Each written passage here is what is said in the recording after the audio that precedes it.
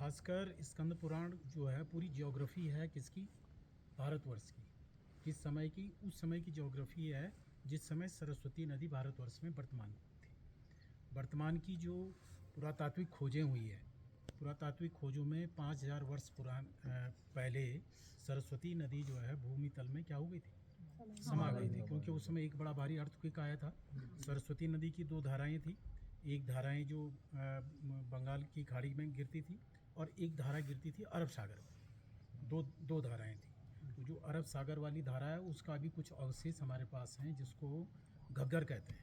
तो ये उस समय की बात मैं कह रहा हूँ जब ये दोनों धारा कंटिन्यूस थी, तब स्कंद पुराण की तब की रचना है। लगभग 7 से 8 हज़ार वर्ष पुरानी बात मैं आपको बता रहा हूँ। उस समय ये आकलन है। उस समय भगवान वेद व्यास ने ये कथा लिखी है। कथा है सतयुग की।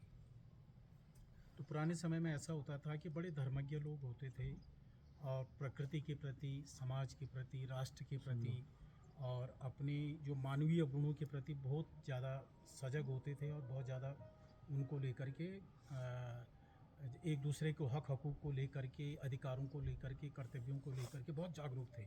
और पाप पुण्य का उनको बहुत ज़्यादा विवेक था। मतलब उस समय जैसे आज वर्तमान में के भारत को जो वो करने का, रूल करने के लिए हमारे पास एक संविधान है, उसमें दंड व्यवस्था है।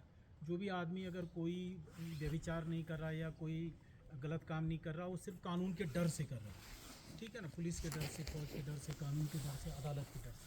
लेकिन प्राचीन भारत ऐसे नहीं चलता था। प्राचीन भारत चलता था व्यक्ति के व्यक्तिगत स्वभाव से। कौन था उसके पास कानून? पाप और पुण्य। उसकी पुलिस कौन थी? पाप और पुण्य का डर उसकी सबसे बड़ी पुलिस थी। और पाप पुण्य का डर जो है हर व्यक्ति के पास क्या होता है? नहीं होता, अपना निजी होता है। निजी होता है। वो जानता है कि मैं इस समय पाप कर रहा हूँ, वो जानता है मैं इस समय पुण्य कर रहा हूँ। तो पुण्य की अधिकता जब होती है तो उस समय अवश्य ही हमेशा हुआ है। जैसे इस समय हिंदू समाज जो है बहुत शांत समाज है, ठीक है ना, तो हमारे अगेंस्ट अवश्य ही एक ऐसा क्रूर समाज जरूर उठेगा। ये रूल है इस प्रकृति का। जैसे कोई बहुत सुसभ्य संस्कृति है तो उस सुसभ्य संस्कृति के विपरीत एक असभ्य संस्कृति अवश्य जन्म लेगी। ये रूल है किसका? नेचर का। जैसे कोई फल है, उस फल को खाने वाला कीड़ा भी एक जरूर पैदा कर देगा। पेड़ होगा तो उस पेड़ को ख़त्म करने वाला एक कीड़ा या एक रोग जरूर पैदा हो जाएगा। तो उस समय देवताओं का और जो भारतवर्ष की जो संस्कृति चल रही थी बड़ी स्मूथली चल रही थी। तो जब ऐसा होता है कि सभी लोग सभ्य होते हैं, सभी लोग अहिंसक होते हैं और सभी लोग जो है पाप पुण्य और कर्तव्यों के प्रति जागरूक होते हैं, तो उस समय क्या होता है कि उन लोगों को मौका मिल जाता है जिन लोगों के पास नेगेटिव चीज़ें करने का बहुत मौका होता है। तो हुआ उस समय ऐसा था कि देवताओं का जब वो चल रहा था, युग चल रहा था, तो ताड़कासुर नाम का एक दैत्य हुआ। उस दैत्य के पिता को जो है देवताओं ने युद्ध में मार दिया था। और उसी समय एक घटनाक्रम ये हुआ कि भगवान शंकर की पत्नी जो सती थी, सती ने अपना आत्मदाह कर लिया था। कहाँ पे? कनखल, हरिद्वार में। तो ताड़कासुर ने देखा कि वो तपस्या करने में बहुत माहिर थे। वो कौन? असुर लोग। आप लोग एक चीज़ देखना, अच्छे लोग सक्सेस, ये आप लोगों को एक मंत्र बता रहा हूँ मैं, अच्छे लोगों की सक्सेस रेट हमेशा बहुत माइनर होती है, लेकिन बुरे लोगों की सक्सेस रेट हमेशा हायर होती है। क्यों? बता सकता कोई? नहीं। डेडिकेशन। अच्छा आदमी अपने काम को करने में डेडिकेशन पूरा नहीं लगाता है, जी जान नहीं लगाता है। और अच्छे आदमी की हमेशा शिकायत होती है कि मैं अच्छा आदमी हूँ, मेरा भला नहीं हो रहा। असल में तो अच्छा आदमी जरूर है लेकिन तेरा डेडिकेशन नहीं है। बुरे आदमी बुरा काम करता है तो डेडिकेट होकर के करता है। एक आतंकवादी है जी, इतना डेडिकेट है वो कि छाती में बम लगा करके फटने के लिए तैयार है। इतना ज़बरदस्त डेडिकेशन है। हमारा भारतवर्ष के प्रति प्रेम है लेकिन छाती में बम लगा करके जाने की हमारी, क्यों? हम अच्छे लोग हैं। अच्छाई के साथ ये हमेशा ये माइनस पॉइंट रहा। इसलिए अगर जीवन में कोई लक्ष्य प्राप्त करना है तो उसमें सबसे पहले क्या चाहिए? डेडिकेशन। दूसरों के पास हमेशा से डेडिकेशन रहा है। वो अपने लक्ष्य के प्रति हमेशा क्या रहे? समर्पित रहे हैं। उसको अचीव करने के लिए उन्होंने जी जान लगा दिया। तो ताड़कासुर ने भयानक तपस्या की, इतनी भयानक तपस्या की कि ब्रह्मा जी को मजबूर होकर के उसके तपोबल का वरदान देने के लिए आना पड़ा।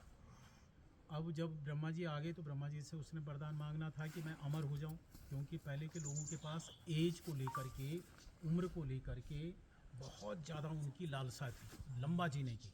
आज के कलिकाल में व्यक्ति जो है 50-60 का हो जाता है, उसके बाद उसकी जीने की जो अभिलाषा है ना वो कम हो जाती है। मालूम क्यों कम हो जाती है? एक तो हमारी इंद्रियों की ताकत हमारे पास नहीं होती। इंद्रिय ताकत एक अवस्था के बाद लगभग शून्य जैसी होगी। दवाइयाँ खा खा करके लोग ज़िंदगी जी रहे हैं, ठीक है। उनके पास इंद्रिय बल भी बहुत ज़बरदस्त था। और दूसरा ये कि उनकी जीने की लालसा इतनी ज़्यादा थी, वो 1-1 लाख वर्ष 2-2 लाख वर्ष जीने की उम्र को वो करते थे। आप लोगों को लगेगा ये कल्पना है, पर वास्तव में आप देखना इसी साइंस जो विज्ञान में आज हम आप जी रहे हैं, यही साइंस जो है एक दिन यहाँ आदमी को 1000 वर्ष तक जीने के लिए मेडिसिन पैदा कर देगी और लाइफ स्टाइल पैदा कर देगी, कोई जीनोम चेंज कर देगी, कोई जेनेटिक चेंज कर देगी। आप देखना जिएंगे आप। तो वो लोग जी रहे थे ऐसा। तो उसने सोचा कि उसने क्या किया, तपस्या की। तपस्या से वरदान मांगा कि अमरता का वरदान, क्योंकि इस प्रकृति का रूल है कि कोई भी चीज़ हमेशा नहीं रहेगी, अमर नहीं रहेगी। ये इस प्रकृति के रूलिंग के हिसाब से है। अगर हर चीज़ एक जैसी हमेशा रहेगी तो ये प्रकृति हमेशा अस्थिर हो जाएगी। कल्पना करें कि यहाँ 12 मास बर्फ़ पड़ती रहे तो यहाँ जीवन क्या हो जाएगा, समाप्त हो जाएगा। और 12 मास जो है गर्मी ही रह जाए तो फिर भी जीवन क्या हो जाएगा, नष्ट हो जाएगा, समाप्त हो जाएगा। तो ये कंडीशन है। तो उसने कहा ये अमरता का वरदान तो देंगे नहीं। उसने वरदान क्या मांगा? वरदान ये मांगा कि मैं मेरे मृत्यु जो है शंकर के पुत्रों के हाथ। क्यों मांगा वरदान ऐसा? क्योंकि उसको पता हो गया कि सती जो उनके शंकर की पत्नी, उसकी तो डेथ हो गई। अब इनके शंकर भगवान तो चले गए कहाँ, तपस्या करने। अब इनके बेटा तो होगा नहीं, न तो शंकर ने ब्याह होना अब शंकर का, न तो इनका बेटा होना। जब तक इनका नहीं होगा तब तक मैं अमर रहूँगा और अपराजित रहूँगा। तो उसका डेडिकेशन इतना ज़बरदस्त था कि सिर्फ असुर लोग ही हमेशा ऐसे हुए हैं कि जिन्होंने त्रिलोकी पे राज्य किया है। कोई देवता आज तक ऐसा नहीं हुआ जिसने त्रिलोकी पे राज्य किया होगा।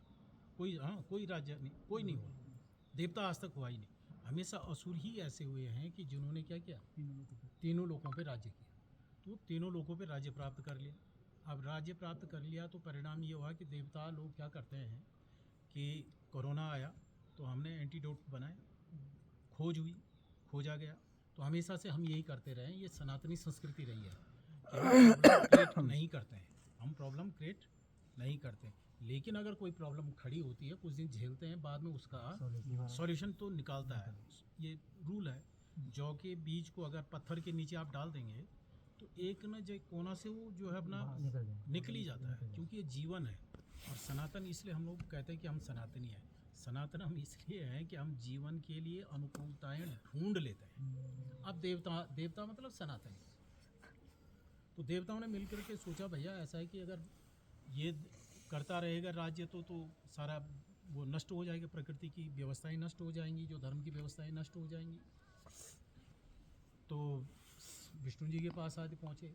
उन्होंने कहा भैया ऐसा है कि इसका एक ही उपाय है कि शंकर जी का विवाह करवाओ। अब विवाह करवाएं कैसे? पत्नी तो आत्मदाह हो गए। तो भगवती पराम्बा की फिर से उन्होंने स्तुति के बल से भगवती को फिर से मनाया गया। भगवती ने प्रसन्न हुई, कहा कि भाई क्या चाहते हैं? उन्होंने कहा कि आप जो है फिर से जन्म लो। तो जन्म लेने के लिए उनको बताया गया कि पर्वतराज हिमालय के घर में आप जन्म लेंगे। वहाँ पार्वती के रूप से जन्म ली। तो भगवती पार्वती जब बड़ी हुई तो भगवती पार्वती जी को नारद जी ने कहा कि देवी ऐसा है कि ताड़कासुर का मचा हुआ है आतंक। ऐसा नहीं कि हमेशा हम सुखी रहे हैं, जैसा आतंकवाद आज झेल रहे हैं ना, ऐसा हम भी पहले भी झेलते रहे। लेकिन हम पहले भी से निदान ढूंढते रहे। अभी हम निदान की तरफ जा रहे हैं। अभी हमारी